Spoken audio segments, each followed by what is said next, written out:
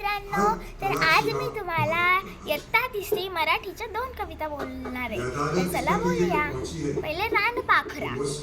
रानपाखरा रोज सकाळी येसी माझ्या घरा, गाणे गाऊन मला उठविसी मित्र जीवाचा खरा. शरीर निळसर शोभे झालं ठिपक्यांच्या त्यावरी, सतेज डोळे चमचम करती जणू रत्ने गोंचिरी.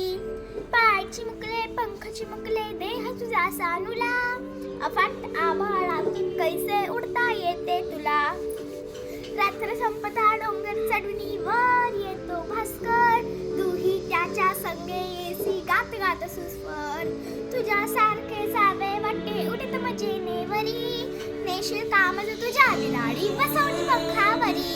माय तुझी येईल सूर्यही येईल भेटायला, मजाच होईल सख्या पाखराने एकदा मला. ह्या कवितेचे कवी आहे गोपीनाथ. आता दुसरी कविता.